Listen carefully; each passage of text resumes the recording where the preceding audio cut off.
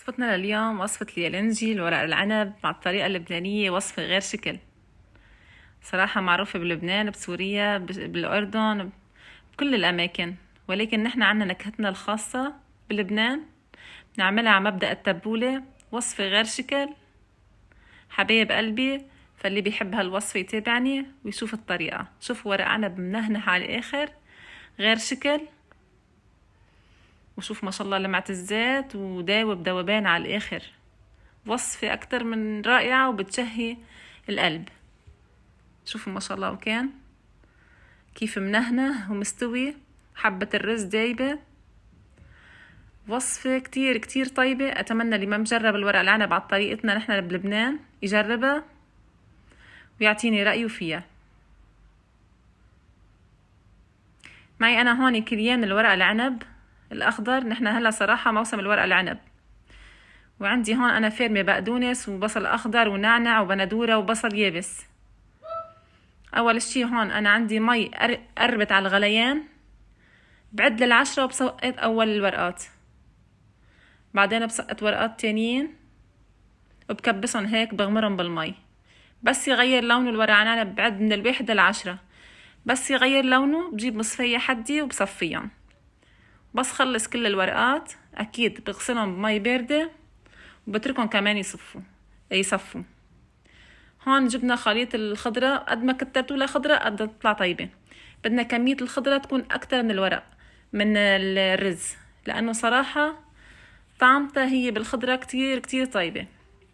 ما تخافوا من كمية الخضرة، هي حتدوب هلا بقلب الورق عنب على الغلي. فهون أنا عندي كوبين من الرز المصري المغسول، ومعلقة من الملح، وكوب من زيت الزيتون، وكوب من الحامض. يعني بيجي قدر 3 حامضات معصورين. صفيت الورق العنب هون اللي مصفى عندي وبلشت لف فيه. حطيت على كل ورقة معلقة طعام من التبلة تاعت الورق العنب. بلفهم بهالطريقة المعروفة وبصفن حدي لحديت ما خلص كل الورقات. اخر شي حتلاقوا في زوم هون اكيد هي من الخضرة. ما منكبهم، منصفيهم بمصفاية وبدنا نضلقهم بعدين فوق الطنجرة. هون جبت بطاطا لأحمي الورق العنب وجزر، وحطيت بأرضيتها كمان بندورة كرزية. صفيت أول راقة من الورق العنب،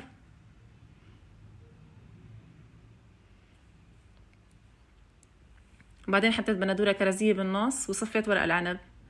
على هالمبدأ كمان بصف بطاطا وجزر وبندورة كرزية لحديت ما خلص كل الكمية اللي عندي من الورق. بعد ما خلصت كل الكمية هون عندي الكليين الورق العنب عندي أخدوا كيلو حامض. وانتو بتحطوا على حسب الورق اللي عندكم. إذا عملتوا نص كيلو ورق أو كيلو ورق عنب بدكم نص كيلو حامض، أو حسب كمان نوع الورق اللي عندكم. أوقات في ورق بيبقى حامض، أنا صراحة هذا الورق بيقولوا له بذرة أسترالية. بعدين آخر شي ضفت 2.5 كوب من المي، مي العادية، مية الشرب، وملحت حسب أنا الرغبة اللي عندي. انتو كمان بتملحوا وبتحطوا الحامض على حسب الرغبة اللي عندكم. ولكن الحامض والملح بنحطن قبل ما نحط الورق العنب على النار. بحطن أول شي على نار متوسطة لحديت ما يغلوا. بحط لهم طقل هيك طنجرة بقلبها مي مثلكم شايفين. بس حس كمية المي عندي نقصت من الورق العنب، بعد شي ساعة برجع بزيد المي. وضفت هون نصف كوب من زيت الزيتون مشان يعطي لمعة حلوة للورق العنب. ضلن على النار 3 ساعات على نار هادية على الآخر مثل الشمعة كرمال ما يحترق. ونحن أكيد المراقبة وندوق الطعمة قبل ما نقلب ورق العنب. آخر شي زينته بالرمان والنعناع الأخضر، وفيكن تزينوه بالحامض كمان، والزينة ذوق شخصي. شوفوا الورق العنب عندي ما شاء الله وكان دايب. هيدي بيقولها المزة اللبنانية، بنقدمها بكل المطاعم هون عنا بلبنان كمقبلات. وصفة عن جد غير شكل. أتمنى تجربوها وتكتبوا لي رأيكم بالتعليقات. واللي بيحب هالوصفة يكتب لي شو بتحبوا، الورق العنب بزيت ولا ورق عنب بلحمة.